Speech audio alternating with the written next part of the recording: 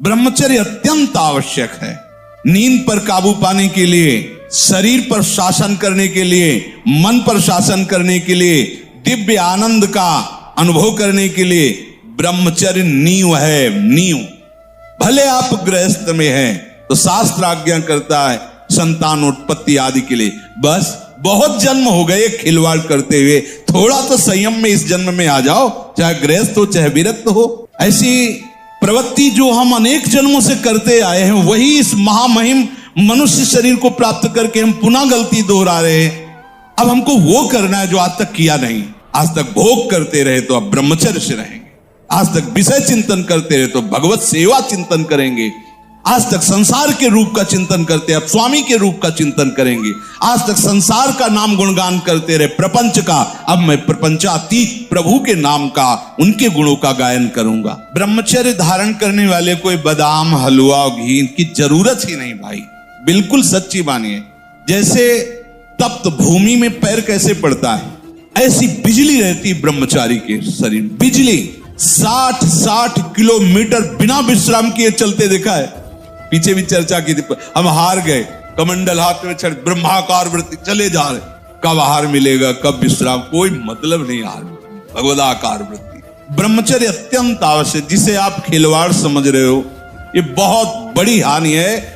जिन लोगों को ऐसा लगता है कि ब्रह्मचर्य छीण करके हम घी दूध पी करके या मकर और कौन सी भस्म और स्वर्ण भस्म, मकर ध्वज और क्या क्या, भाई ये सब उसकी पूर्ति नहीं कर सकते। ध्यान रखना, जो ब्रह्मचर्य आपका छीण हुआ, जो नस नाड़ियों का अभ्यास आपका गलत बन गया, उसको कोई भी भस्म, कोई भी औषधि, कोई भी घी दूध बादाम पिस्ता ये पूर्ण नहीं कर सकता। ध्यान रखना, जिन लोगों को ऐसा लगता है वो भ्रम में है, वो भ्रम में है, वो भगवत आराधन की योग्यता खो देंगे। महापापी से पापी मनुष्य भी यदि सोच ले कि इसी जन्म में अब मुझे अपना कल्याण करना है, तो पुराने पाप उसको बाधा पहुंचाने की चेष्टा करेंगे। ऐसा नहीं कि वो शांत बैठे रहेंगे, पर वर्तमान में साधु संग हो गया और उसने ठान लिया है कि मुझे अपना कल्याण करना है, उस ठानने में वो उनकी बात मानेगा। वर्तमान के पापों पर रोक होनी शुरू हो जाएगी और उनकी बात मानने पर उपासना में धीरे धीरे रुचि होने लगेगी, और जहां रुचि हुई तो पूर्व पाप जो बाधक हो नष्ट होना प्रारंभ हो जाएंगे। आज से मैं पाप नहीं करूंगा। आपका हृदय इतना पवित्र होने लगा है कि पाप ना करने का निश्चय करने का अधिकार कर रहा है। केवल भगवत प्राप्ति के लिए ही अब मैं चेष्टा करूंगा, उसके पापों का नाश होते देर नहीं लगती। तुम्हारे लौकिक और पारलौकिक दोनों उन्नतियों को नष्ट कर देगा। इसलिए हम बार बार आपको सचेत करते हैं कि यही वो समय है आपको महान बना सकता है।